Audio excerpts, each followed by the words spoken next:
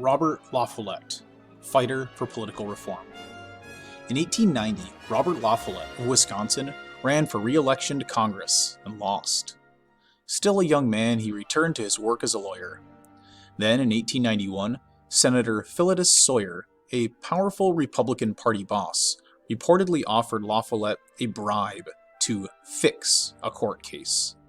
Sawyer thought that he could pay LaFollette to guarantee that he would win the case.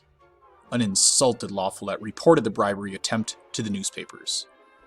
An equally insulted Sawyer decided to crush LaFollette, but Fighting Bob was not an easy man to put down. Sawyer had made him so mad that LaFollette decided to run for governor of Wisconsin. As governor, he could work to put the party bosses out of business. In Wisconsin, and other states, political machines, or groups run by party bosses, controlled local and state governments.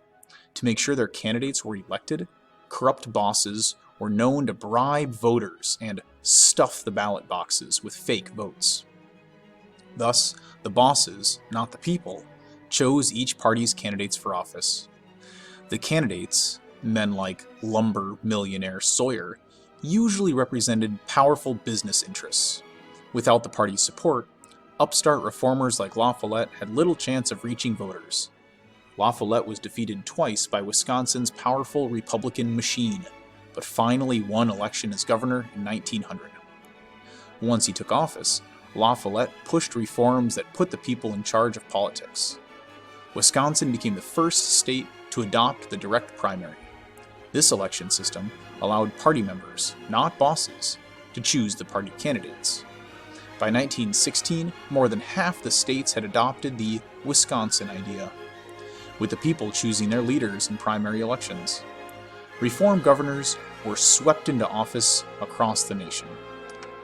A political cartoon of a large party boss handing out votes. Party bosses controlled the U.S. political system through a corrupt system of bribery. Reformers like Robert LaFollette sought to take power out of the hands of bosses and return it to the people. Oregon introduced 3 other reforms that put political power into the hands of the people. The initiative allowed citizens to enact laws by popular vote. The referendum allowed voters to overturn an existing law. The recall allowed voters to remove an elected official from office. What all these reforms had in common, wrote LaFollette, was a belief that each state could become a place where, quote, the opportunities of all its people are more equal, and human life is safer and sweeter. Source: TCI History Alive.